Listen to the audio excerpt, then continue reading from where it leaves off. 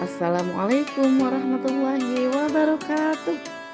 Anak-anakku sekalian, hari ini bertemu kembali dalam pelajaran PAIBP kelas 4 SD. Sebelum dimulai pembelajaran, kita membaca doa dulu yuk. Bismillahirrahmanirrahim. Rabbi zidni ilman warzuqni fahman. Amin.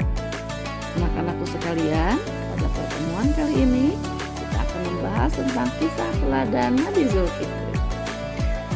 Adapun tujuan pembelajaran dari kisah keteladanan Nabi Zulkifli yang pertama adalah setelah menyimak penjelasan guru, diharapkan peserta didik mampu meyakini kebenaran kisah Nabi Zulkifli alaihissalam. Yang kedua, setelah menyimak penjelasan guru, diharapkan peserta didik mampu menunjukkan sikap rendah hati sebagai implementasi dari pemahaman kisah keteladanan Nabi Zulkifli. Adapun tujuan pembelajaran yang ketiga yaitu setelah menyimak video pembelajaran diharapkan peserta didik mengetahui kisah Nabi Zulkifli alaihissalam. Yang keempat, setelah menyimak penjelasan guru diharapkan peserta didik mampu menjelaskan kisah Nabi Zulkifli alaihissalam. Dan yang terakhir, setelah menyimak penjelasan guru diharapkan peserta didik mampu menceritakan kisah Nabi Zulkifli alaihissalam. Nabi Zulkifli adalah salah satu di antara 25 nabi dan rasul yang wajib diketahui, tepatnya nabi yang ke-16. Nabi Zulkifli merupakan putra dari Nabi Ayub. Nama asli dari Nabi Zulkifli adalah Bashar. Beliau tinggal di negeri Syam yang dipimpin oleh seorang raja yang sudah tua dan tidak memiliki keturunan. Nama Zulkifli didapatkan ketika seorang raja bernama Ilyasa, yakni Nabi Ilyasa, mengumpulkan rakyatnya. Raja itu bertanya, siapakah yang sanggup berlaku sabar jika siang berpuasa dan jika malam beribadah? Maka ia akan diangkat menjadi raja. Ternyata tak seorang pun berani menyatakan kesanggupannya. Akhirnya, anak muda bernama Bashar mengacungkan tangan dan berkata, "Saya sanggup, tuanku." Sejak saat itulah ia dipanggil Zulkifli, yang artinya sanggup. Seperti ayahnya, ia juga mempunyai sifat yang sabar dan teguh, serta taat beribadah. Pada masa kepemimpinannya, ia berjanji kepada rakyatnya untuk menjadi hakim yang adil. Di waktu malam, Nabi Zulkifli selalu beribadah dan di waktu siang, ia berpuasa. Ia melakukan sholat 100 kali dalam sehari. Tidurnya di waktu malam hanya sebentar. Suatu hari, Nabi Zulkifli alaihissalam merasakan kelelahan yang teramat sangat. Setelah mengurusi rakyatnya, ia tidak langsung istirahat. Bisa dibilang, waktu tidurnya digunakan untuk beribadah. Pada saat itulah iblis mengirimkan golongan setannya untuk menggoda. Setan datang ke istana dalam wujud manusia laki-laki rakyat jelata yang meminta keadilan hukum kepada raja. Meski para pengawal kerajaan memberitahukan bahwa raja sedang beristirahat, tapi setan tidak peduli dan terus memaksa ingin bertemu dengan raja. Mengetahui hal ini, Nabi Zulkifli alaihissalam meminta tamunya agar terlebih dahulu datang ke ruang pengadilan istana. Setelah beristirahat sejenak, Nabi Zulkifli alaihissalam berangkat menuju ruang pengadilan. Walaupun sesampainya di sana, ternyata tamunya tidak ada di sana. Dan saat ditunggu pun tidak kunjung datang. Hal ini terulang kembali pada keesokan harinya. Dan Nabi Zulkifli alaihissalam tetap tidak terpancing amarahnya.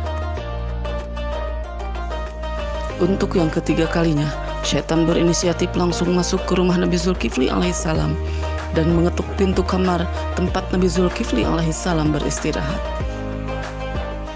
Tetapi dengan begitu saja Nabi Zulkifli alaihissalam menemaninya sampai akhirnya setan menyerah dan mengaku ia dikirim oleh iblis untuk menggoda dan memancing emosi Nabi Zulkifli. Gagal sudah rencana setan untuk membuat Nabi Zulkifli alaihissalam marah dan ingkar akan janjinya. Suatu waktu muncullah pemberontakan dari orang-orang yang durhaka kepada Allah Subhanahu wa Ta'ala. Nabi Zulkifli alaihissalam meminta tentara dan rakyatnya untuk datang ke medan perang. Namun, tidak ada satupun rakyat yang berani. Mereka takut mati, sehingga mereka meminta Nabi Zulkifli untuk berdoa kepada Allah untuk menjamin hidup mereka. Akhirnya, Nabi Zulkifli alaihissalam berdoa kepada Allah Subhanahu wa Ta'ala, memohon agar kaumnya diselamatkan pada saat peperangan. Doa tersebut kemudian dikabulkan oleh Allah Subhanahu wa Ta'ala, sehingga seluruh pasukan Nabi Zulkifli alaihissalam yang terdiri dari rakyat jelata berhasil memenangkan pertempuran dan kembali dengan kondisi selamat tanpa ada yang gugur. Hingga akhir dari kepemimpinan Nabi Zulkifli alaihissalam, rakyat merasakan hidup tentram dan sejahtera.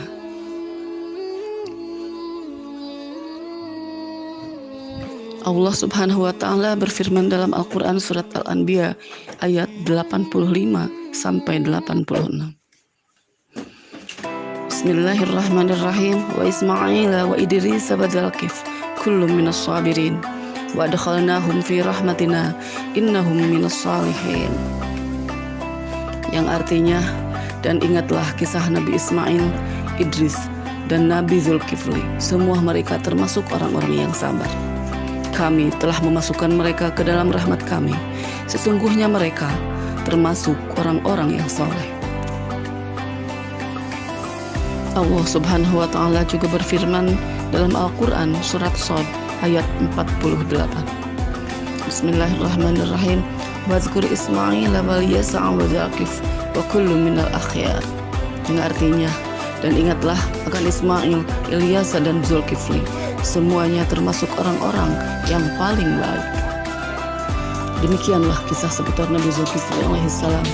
Mudah-mudahan kita semua bisa meneladani sikap Nabi Zulkifli alaihissalam, yakni selalu sabar serta tidak cepat marah, rajin beribadah, menepati janji, tetap tampil sederhana, adil, bijaksana, dan memuliakan seluruh rakyatnya, termasuk rakyat jelata. Sampai bertemu kembali di pertemuan berikutnya. Wassalamualaikum warahmatullahi wabarakatuh.